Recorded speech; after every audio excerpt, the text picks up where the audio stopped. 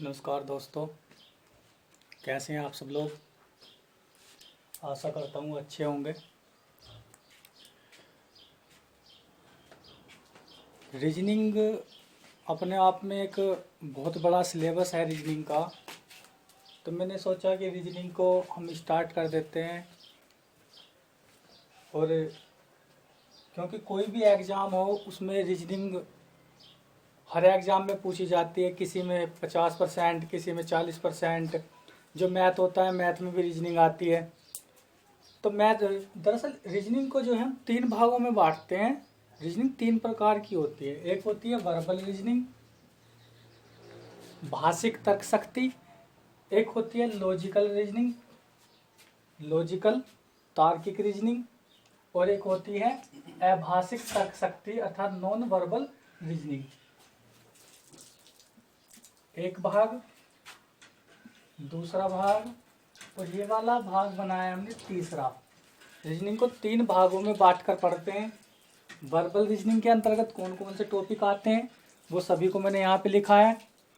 Logical reasoning के अंतर्गत तार्किक विश्लेषणात्मक रीजनिंग के अंतर्गत कौन कौन से टॉपिक आते हैं वो यहाँ पे लिखा है। और जो नॉन वर्बल होती है, जो अभाषिक तर्क शक्ति रीजनिंग होती है, उसके अंतर्गत कौन कौन से टॉपिक आते हैं।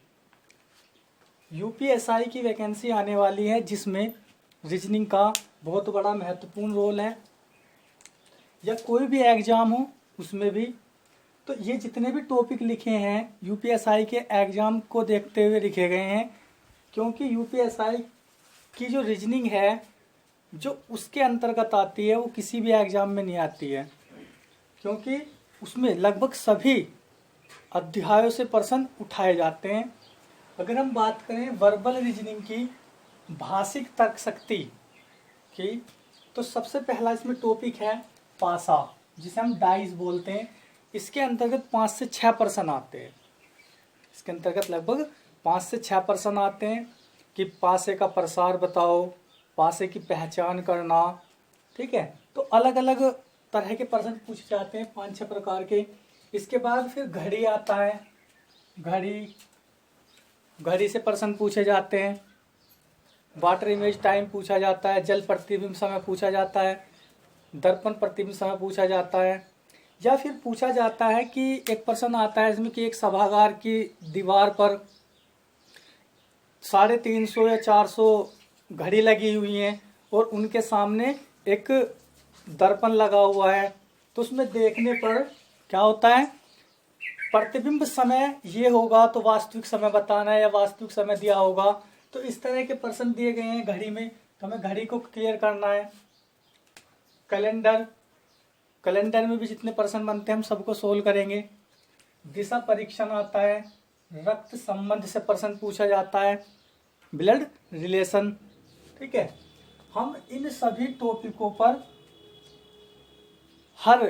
हर टॉपिक पर अलग अलग चर्चा करेंगे। वर्णमाला पर आधारित प्रश्न, वर्णमाला पर जैसे कि ए से लेकर जेड तक होती है उसे विपरीत क्रम में लगा दिया जाए। ठीक है, तो उससे प्रश्न यहाँ पे पूछे जाएंगे। कोण संबंध, जिसमें गणितीय चिन्ह होंगे और रक्त संबंध वाले भी होंगे, जिसे हम पजल टेस्ट भी इसी के अंतर्गत आते हैं। पजल टेस्ट अलग रखा हुआ है यहाँ पर, ये रहा पहली परीक्षण, ये पजल टेस्ट।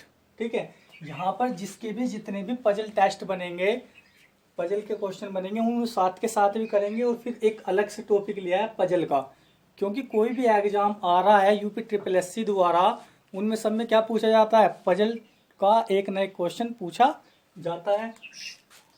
यहाँ पर पदानुक्रम, व्यवस्थीकरण, रैंकिंग कि एक कक्षा में 50 बालक हैं तो उत्तर से राम का स्थान ये है, तो सोहन का पीछे से इतना है, तो मध्य में कितने बच्चे होंगे, या टोटल की संख्या कितनी होगी। ये सब कहाँ पे पूछे जाते हैं, पदानुक्रम व्यवस्थीकरण में, रैंकिंग में पूछे जाते हैं। इससे अगला चैप्टर आता है बैठक व्यवस्थीकरण, सिटिंग अरेंजमेंट। यहाँ से प्रश्न पूछे जाते हैं कि 2 मेज पर आमने सामने 4 व्यक्ति बैठे हैं, उनका विकर्ण संबंध बताओ, आमने सामने कौन बैठा है। इस तरह से प्रश्न पूछे जाते हैं। इसके बाद आता ऑर्डर सीक्वेंस, यह क्रमबद्धता। सांकेतिक भाषा कोडिंग डिकोडिंग से प्रश्न पूछे जाते हैं।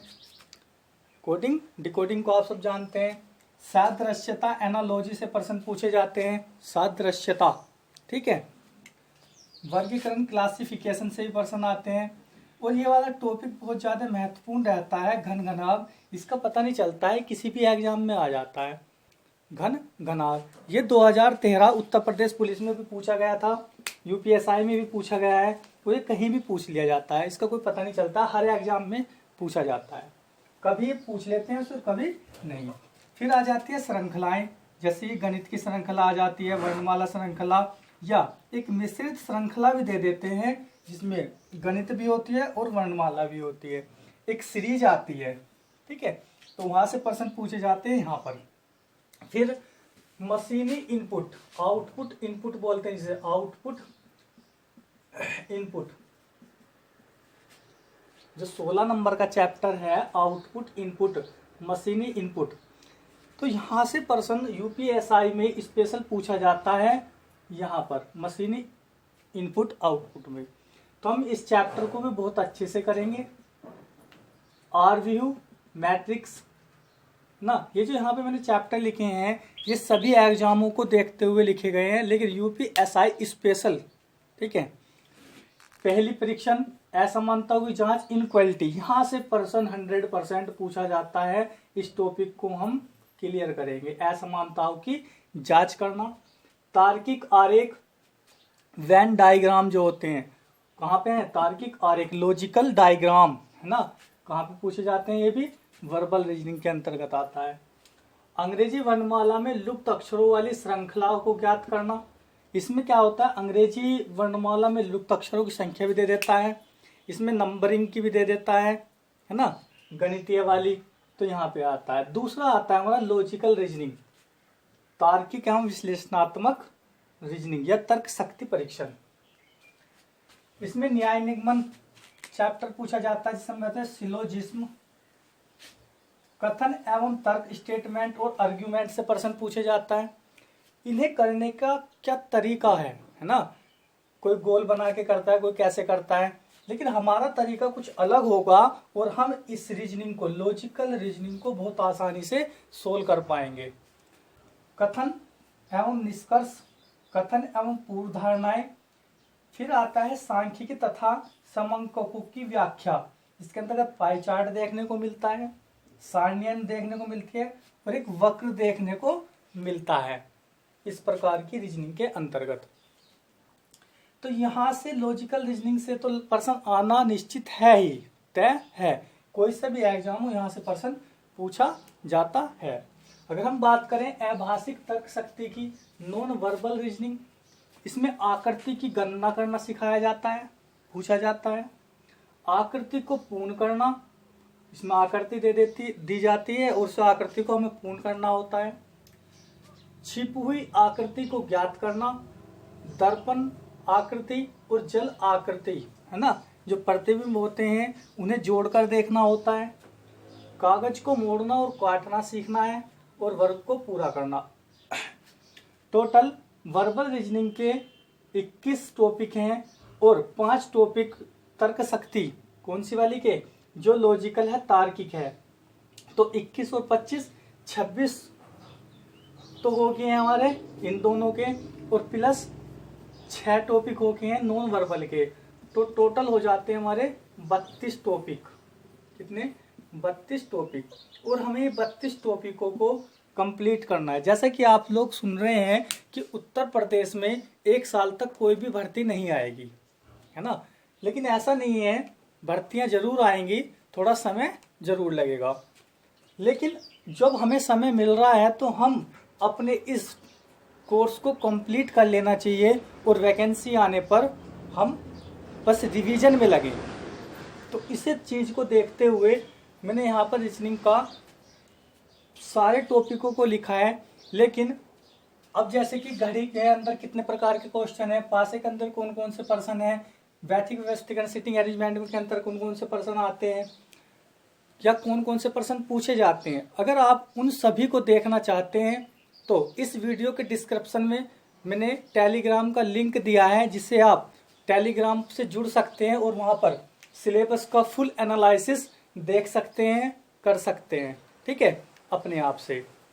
तो वैसे मैंने रीजनिंग स्टार्ट कर दिया और पहला टॉपिक हमने पासे को ले लिया है और पासे का हमने एक वीडियो को हमने कंप्लीट कर लिया, एक टॉपिक कंप्लीट कर लिया है। उसमें बताया मैंने कि पासा 3 प्रकार का होता है, जिसकी कोई सतह कॉमन नहीं होती, समान नहीं होती।